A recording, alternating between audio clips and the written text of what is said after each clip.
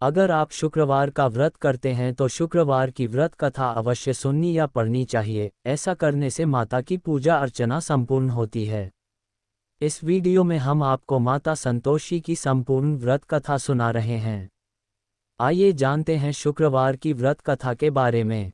शुक्रवार व्रत कथा प्रारंभ। एक गांव में एक बुढ़िया रहती थी जिसके 7 बेटे थे। 6 बेटे कमाने वाले थे और एक बेटा निकम्मा था। बुढ़िया माँ 6 पुत्रों का जूठा 7वें पुत्र को देती।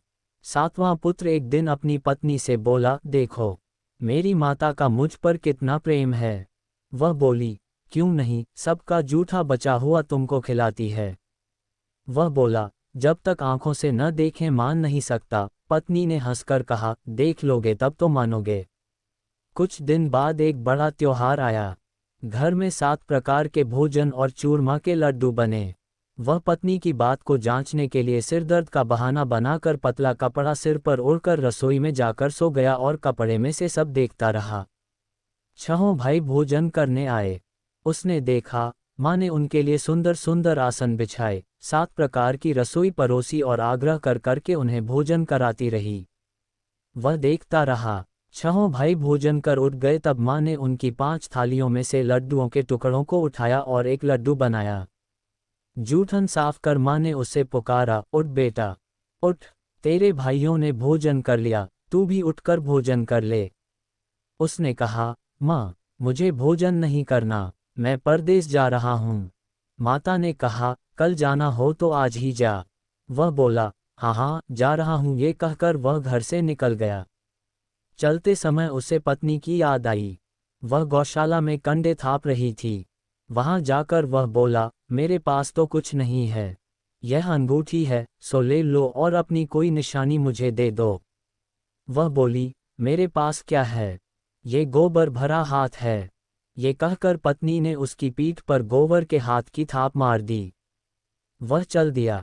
चलते चलते दूर देश में पहुंचा। वहां एक साहूकार की दुकान थी। वहां जाकर बोला, सेठ जी मुझे नौकरी पर रख लो। साहूकार को नौकर की सख्त जरूरत थी। साहूकार ने कहा, काम देखकर तनख्वाह मिलेगी। उसने कहा, सेठ जी जैसा आप ठीक समझें।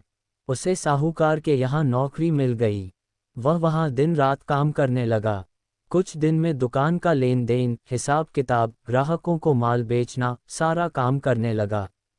साहूकार के 7-8 नौकर थे। वे सब चक्कर खाने लगे, लेकिन उसने अपनी लगन, परिश्रम और ईमानदारी से सभी को पीछे छोड़ दिया। उसे अपने किए का फल मिला। सेठ ने भी उसका काम देखा और 3 महीने में ही उसे मुनाफे में साझीदार बना लिया। परिश्रम करते करते 12 वर्ष में ही वह नगर का नामी सेठ बन गया और सेठ अपना सारा कारोबार उस पर छोड़कर बाहर चला गया। इधर उसकी पत्नी पर क्या बीती वह सुने। सास ससुर उसे दुख देने लगे। गृहस्थी का काम करवाकर उसे लकड़ी लेने जंगल में भेजते। इस बीच घर की रोटियों के आटे से जो भूसी निकलती, उसकी रोटी बनाकर रख दी जाती और फूटे नारियल की नरेली में पानी दिया जाता। इस तरह दिन बीतते रहे। एक दिन वह जब जंगल में लकड़ी लेने जा नहीं थी तब उसे रास्ते में बहुत सी स्त्रियां संतोषी माता का व्रत करती दिखाई दीं। ये वहां खड़ी होकर पूछने लगी, बहनों ये तुम किस देवता का व्रत करती हो और इसके करने से क्या फल होता है? इस व्रत के करने की क्या विधि है? यदि तुम अपने इस व्रत का विधान मुझे समझाकर कहोगी तो मैं तुम्हारा बड़ा आसान मानूंगी। उनमें से एक स्त्री बोली, सुनो, ये संतोषी माता का व्रत है।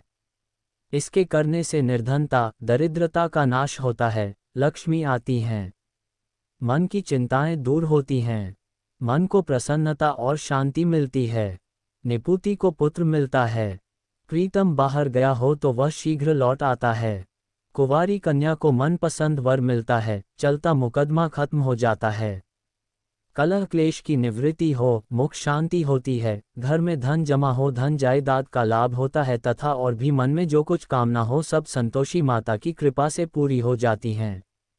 इसमें संदेह नहीं। वह पूछने लगी, यह व्रत कैसे किया जाता है?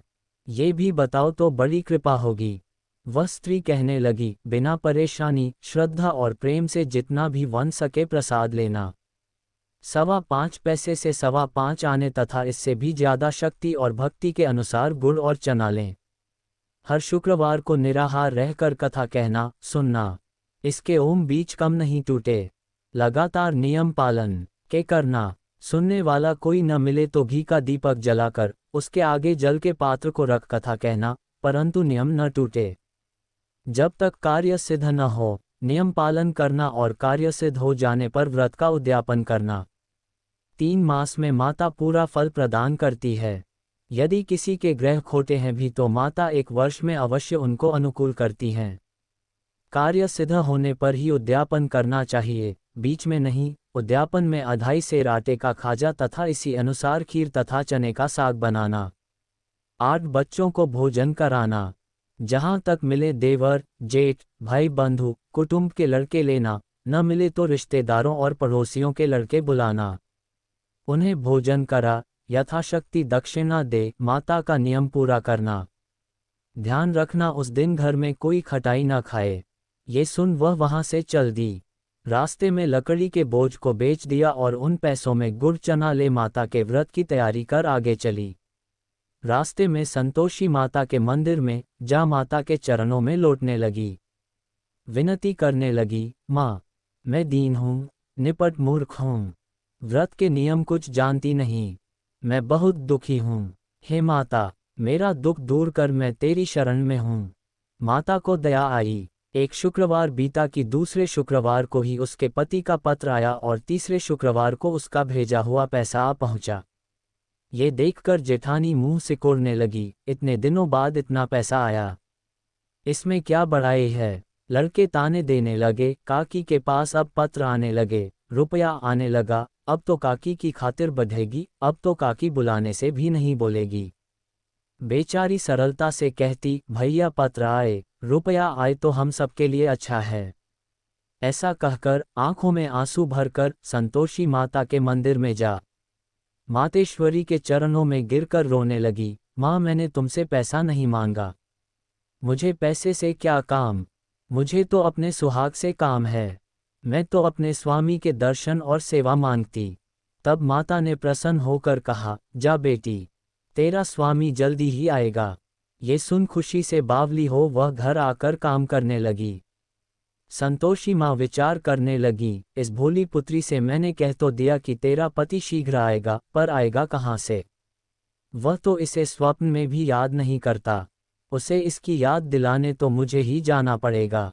संतोषी माता ने उस बुढ़िया के बेटे को स्वप्न में समझाया, पुत्र, तेरी घरवाली कष्ट उठा पाँच रही है। ये बोला, हाँ माता, ये तो मुझे भी मालूम है, परंतु क्या करूं, वहां कैसे जाओ? परदेश की बात है, लेन देन का सारा हिसाब किताब है, कोई जाने का रास्ता नजर नहीं आता। आप ही कोई राह दिखाएं कि वहां कैसे जाऊं। माँ कहने लगी, सवेरे नहा धोकर संतोषी माता का नाम ले, घी का दीपक जला दंडवत कर और दुकान पर जा बैठना। देखते देखते तेरा लेन देन चुक जाएगा, जमा माल बिक जाएगा, सांझ होते होते धन का ढेर लग जाएगा। वह अगले दिन सुबह बहुत जल्दी उठा। उसने अपने मित्र बंधुओं परिचितों से स्वप्न में माता द्वारा कही गई बात कह सुनाई। वे सब उसकी बात सुनकर उसकी खिल्ली उड़ाने लगे। वे कहने लगे कि कहीं कभी सपने की बात भी सच्ची होती है। एक बूढ़ा व्यक्ति बहुत समझदार था। वह बोला, देखो भाई, मेरी बात मानो, इस तरह सांच या झूठ कहने के बदले देवता ने जैसा कहा है वैसा ही करना। तेरा क्या जाता है? बूढ़े की बात मानकर नहा धोकर उसने संतोषी माता को प्रणाम किया। फिर भी का दीपक जलाकर दुकान पर जा बैठा। शाम तक धन का ढेर लग गया। वह हैरान हुआ, मन में संतोषी माता का नाम ले प्रसन्न हो घर जाने के वास्ते गहना कपड़ा व सामान खरीदने लगा। सब काम से निपट अपने घर को रवाना हुआ। उधर उसको पत्नी जंगल में लकड़ी लेने गई। लौटते वक्त थक जाने के कारण संतोषी माता के मंदिर पर विश्राम करने बैठ गई। ये तो उसका रोज रुकने का स्थान था। धूल उड़ती देख उसने माता पूछा, हे माता, ये धूल कैसी उड़ रही है? माँ ने कहा, हे पुत्री, तेरा पति आ रहा है। अब तू ऐसा कर, लकड़ियों के 3 बोझ बना, एक नदी के किनारे रख, दूसरा मेरे मंदिर पर और तीसरा अपने सिर पर रख। तेरे पति को लकड़ी का गड्ढा देखकर मोह पैदा होगा। ये वहां रुकेगा, नाश्ता पानी बना खाकर माँ से मिलने जाएगा। तू लकड़ी का बोझ उठाकर जाना और बीच चौक में गड्ढा डालकर 3 आवाजें जोर से लगाना, लो सासू जी, लकड़ियों का गट्ठा लो, भूसी को रोटी दो, नारियल के खोपरे में पानी दो। आज कौन मेहमान आया है?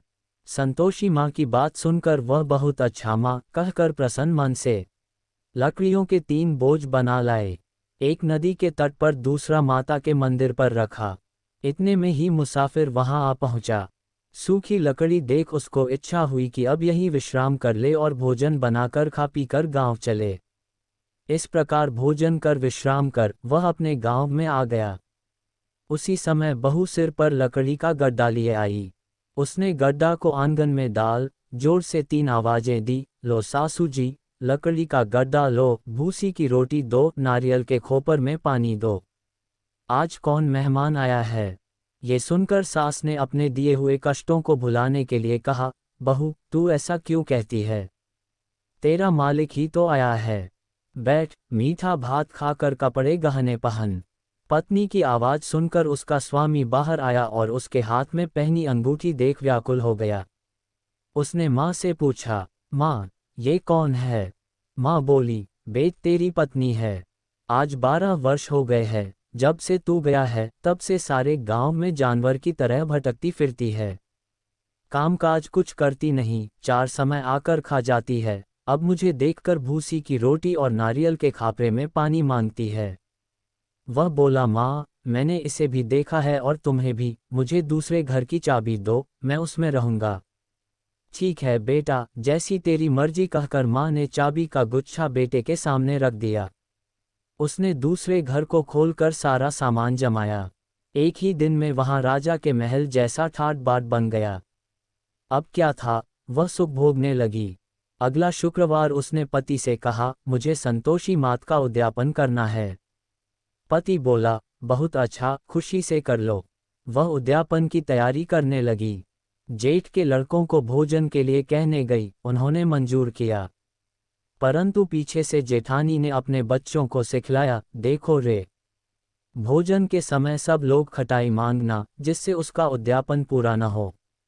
लड़के भोजन करने आए, खीर पेट भर कर खाए, परंतु बात याद आते ही कहने लगे, हमें कुछ खटाई खाने को दो, खीर खाना हमें भाता नहीं, देखकर अरुचि होती है। लड़के उठ खड़े हुए, बोले, पैसे लाओ। भोली बहू कुछ जानती न थी, उसने उन्हें पैसे दे दिए।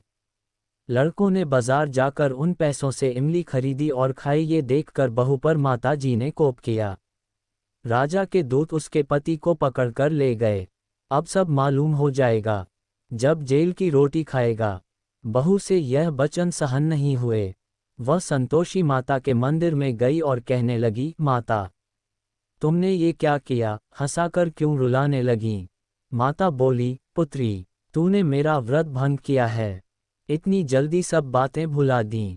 वह बोली, माता भूली तो नहीं हूँ, न कुछ अपराध किया है, मुझे तो लड़कों ने भूल डाल दिया, मुझे क्षमा करो माँ। माँ बोली, ऐसी भूल भी कहीं होती है? ये बोली, अब कोई भूल नहीं होगी। अब बताओ मेरे पति कैसे आएंगे? माँ बोली, पुत्री जा, तेरा पति तुझे रास्ते में ही आता मिलेगा। वह मंदिर से निकलकर बाहर आई तो रास्ते में उसे अपना पति आता हुआ मिला। उसने पूछा, कहाँ गए थे? वह बोला, इतना धन जो कमाया है उसका कर राजा ने मांगा था, वह भरने गया था। वह प्रसन्न होकर बोली, भला हुआ, अब घर चलो। फिर अगला शुक्रवार आया। वह बोली, मुझे माता का उद्यापन करना है। पति ने कहा, ठीक है, करो। वह फिर जेठ के लड़कों से भोजन को कहने गई। जेठानी ने लड़कों को सिखा दिया कि तुम पहले ही खटाई मांगना। लड़के भोजन करने बैठे, लेकिन भोजन करने से पहले ही कहने लगे, हमें खीर पूरी नहीं भाती, जी बिगड़ता है, कुछ खटाई खाने को दो। ये बोली, खटाई खाने को नहीं मिलेगी, खाना हो तो खाओ। उनके उठकर चले जाने पर उसने ब्राह्मणों के लड़के बुलाकर भोजन करवाया। दक्षिणा की जगह उन्हें एक एक फल दिया। इससे संतोषी माता प्रसन्न हो गई। माता की कृपा से 9 माह बाद उसको चंद्रमा के समान एक सुंदर पुत्र प्राप्त हुआ। पुत्र को लेकर वह प्रतिदिन संतोषी माता के मंदिर में जाने लगी। माँ ने सोचा कि यह रोज आती है, आज क्यों न मैं ही इसके घर चलूं, इसका आसरा देखूं तो सही। यह विचार कर माता ने भयानक रूप बनाया। गुड़ और चने से सना मुख, ऊपर से मुंड के समान होंठ, उस पर मक्खियां भिनभिना रही थीं। दहलीज में पैर रखते ही उसकी सास चिल्लाई, देखो रे, कोई चुड़ैल डाकिनी चली आ रही, लड़को, इसे भगाओ, नहीं तो सबको खा जाएगी। बहू रोशनदान से देख रही थी। वही प्रसन्न हो उठी, आज मेरी माता मेरे घर आई हैं।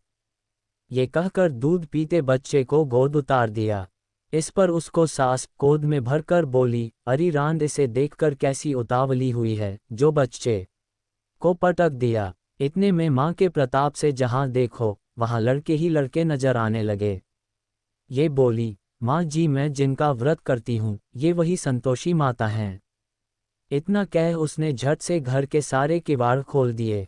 सब ने माता के चरण पकड़ लिए और विनती कर कहने लगे, हे माता, हम मूर्ख हैं, अज्ञानी हैं।